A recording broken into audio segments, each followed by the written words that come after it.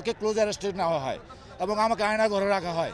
শাশুড়ি নিয়ে আমাকে আয়না ঘরে রাখার পর আমাকে চাকরিচ্যুত করা হয় এবং আমাকে সেখানে মানসিকভাবে নির্যাতন করা হয়। ফ্যাসিস্ট খুনি শেখ হাসিনার আমলে ডিজিটাল অ্যাক্ট যে সিকিউরিটি আইন যে করা হয়েছে, এটা হচ্ছিল শেখ হাসিনার পক্ষে আইন করা হয়েছে। আমাদের প্রতিবাদের যে ভাষা ছিল সেই ভাষাকে বন্ধ করে দেওয়া হয়েছে। সে তার বিনিময়ে আমি ফেসবুকে শেয়ার করার কারণে আমাকে ডিজিটাল এই সিকিউরিটি আইনে আমাকে চাকরিচ্যুত করা হয় এবং আমি ৬৭ দিন এই আয়না ঘরে ছিলাম। আমি তাই ফিলিপ ছুটি কইয়া ও ছুটি দিছে পরে অ্যাবসেন্ট দেখাইছে, এটাই অ্যাবসেন্ট দেখাইয়া চাকরিতে আউট করছে। কিন্তু দীর্ঘ 22 বছর যে চাকরি করলো, এটা যদি আউট করে আমার পেনশন দেয়, আমরা ভবিষ্যৎ দেখ, আমরা তো ভাই খায় না খায় মরে রয়েছি। আমরা রাস্তায় নামছি, আমাদের সরকারের কাছে একটাই অনুরোধ, আমাদের দাবি মেনে নেন। উপদেষ্টা ভাইদের কাছে অনুরোধ, আমরা সন্তান নাতি নায়াল না খাইয়া বেঁচে আছি। আমাদের দীর্ঘ 22 বছর চাকরি করে আমরা কিছু পাই না। আমরা ইউনিফর্মের সম্মান ফেরত চাই, আমাদের স্ত্রীর অধিকার ফেরত চাই, আমাদের সন্তানের অধিকার ফেরত চাই।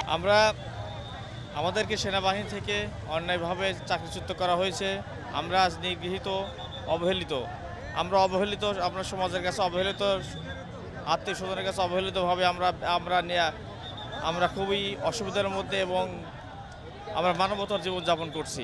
গত ফ্যাসিস্ট আমলে যারা বৈষম্যের শিকার হয়েছে, প্রায় 350 অফিসার এবং 6 শতাধিক সৈনিক আমরা অ্যাপ্লাই করেছিলাম। তো অদ্যাবধি এটা নিয়ে আমাদের বাহিনী হেডকোয়ার্টার থেকে অথবা মাননীয় প্রধান উপদেষ্টা থেকেও কোনো ধরনের কোনো ডিসিশন আসে নাই। এর জন্য আমরা আজকে একটা অবস্থান কর্মসূচি নিতে আসছিলাম।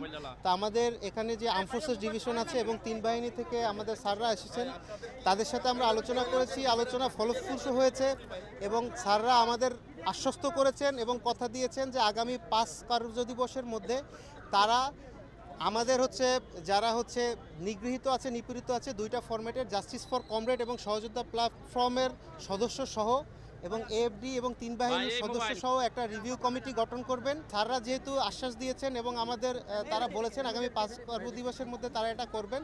তো আপাতত এই জন্য আমরা আমাদের অবস্থান কর্মসূচি যেটা আছে সেটা থেকে আপাতত আমরা সরে যাচ্ছি স্যারদের